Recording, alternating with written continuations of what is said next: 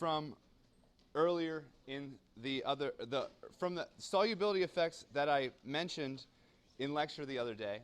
And the first one we're going to talk about is the common ion effect.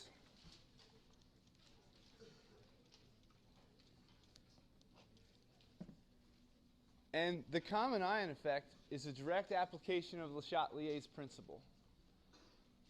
So when we look at this, it should be kind of a review, but we're going to look at this in terms of solubility rather than in terms of acid-base equilibria. So what we can say about the common ion effect is that the solubility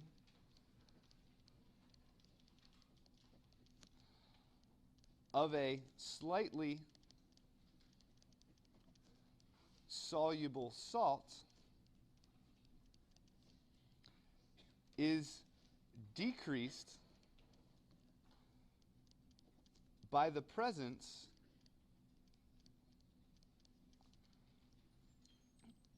of a second solute that furnishes a common ion. And basically, what this statement right here is trying to tell us is that if I have a particular solid which reaches equilibrium with two ions in solution, if I add a larger concentration of one of those ions in solution, that solubility is going to be decreased when we compare it to water or an aqueous solution. So what we tend to observe is that if we would plot molar solubility on the y-axis, and we would plot the concentration of a common ion on the x-axis, we can assume that any given point right here would be an aqueous solution. As we add this complex ion, we're going to see a drastic decrease in the solubility until this effect eventually reaches equilibrium. So let's kind of do an example to illustrate what I've just shown here on the screen. So we're going to look at cadmium hydroxide, which is CdOH2 as a solid. It's going to be in equilibrium with cadmium 2 plus ions plus 2 OH minus ions. One of the things that I will tell you, when you see a question that asks you to predict or to explain something about solubility, you must always write out that solubility expression. Either that or have it ingrained in your mind when you read the particular problem. Because we need to figure out what's going on in that solution. What's happening? How can we manipulate it? How can we, try to make this particular salt either more soluble or less soluble? So here we have the equilibrium expression, and that's where your thinking needs to start. So we have an equilibrium expression. We can look at this in aqueous solution. So we'll set up our ice table. And initially, before any of the solid dissolves, we have a concentration of 0 for the cadmium 2 plus and the hydroxide ions. If we assume x moles of this solid dissolves, then the change in concentration is going to be plus x for the cadmium 2 plus and plus 2x for the hydroxide ion. That gives us an equilibrium concentration of x and 2x. If we wanted to figure out the molar solubility, because that's what's plotted over here on the left-hand side, we can look at the KSP should be equal to 4x to the third. The KSP for cadmium hydroxide is 2.26 times 10 to the minus 14. We can then calculate x to be 1.78 times 10 to the minus 5. And what this x value is the molar solubility of cadmium hydroxide in aqueous solution. So this is going to be our benchmark. We have a particular amount of cadmium hydroxide that is going to dissolve. So to illustrate this common ion effect, we need to figure out what happens to this solubility when you add a common ion. So what we're going to do is compare this aqueous solution solubility to a solution that is made to be 0.1 molar potassium hydroxide. So this means we have a concentration of 0.1 molar of hydroxide ion when we have to analyze this equilibrium expression. So again, we have to write out the CdOH2 solid in equilibrium with cadmium 2 plus ions plus 2 OH minus ions. We can set up an ice table.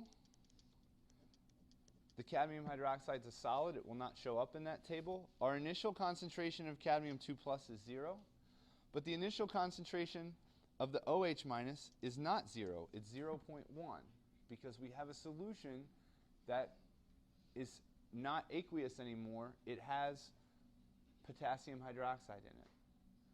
So this is going to dramatically affect our equilibrium concentration of the hydroxide ion. So the change in concentration is still going to be plus X and plus 2X. But our equilibrium concentration is going to be X for the cadmium 2 plus and 0.1 plus 2X for the hydroxide ion concentration. Yep.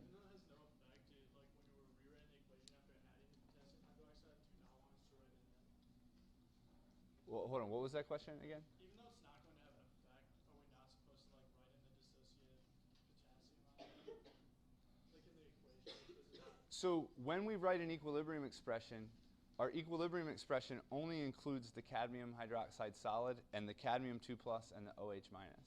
Okay? Any other ion that you add, it will potentially present a dilution type problem, but you don't need to include those because they're spectator ions. So when we write this KSP expression, we can write it as the concentration of X times the concentration of 0.1 plus 2X, that quantity squared. Again, this is going to equal 2.26 times 10 to the minus 14. Since our K is so small, this is nice because we can make an approximation. And we can approximate that 0.1 plus 2x is going to be roughly equal to 0.1. So our 2.26 times 10 to the minus 14 is going to be equal to x times 0.1, that quantity squared. So when we go and solve for x, our x is going to equal 2.26 times 10 to the minus 12. So when we're comparing our solubility, or our molar solubility, this x right here is going to be the molar solubility of cadmium hydroxide in 0.1 molar potassium hydroxide solution. And see how much these values right here change by adding just a small concentration of our potassium hydroxide.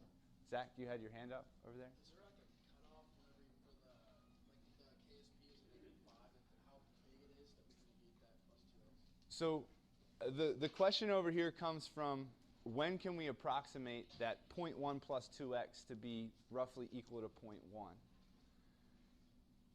When we're dealing with acids and bases, a lot of the K values range from 10 to the minus 2 to 10 to the minus 5. So they're fairly a lot larger compared to these K values. I think the lead chloride, if you look on your KSP table, has a KSP of 10 to the minus 5. That's like by far the largest one. A lot of these that we're dealing with are 10 to the minus 10, 10 to the minus 14. Some of them are 10 to the minus 30, right? So pretty much in all cases here, we can make this approximation so we won't have to use the quadratic equation like we did back when we were talking with acids and bases. Okay? So you can pretty much assume that all these approximations are going to be valid. Just as a caution, you can go back and check. Here we have x being 2.26 times 10 to the minus 12. 0.1 plus 2 times that is still going to be 0.1. I mean, there's still 11 zeros between those two numbers. All right?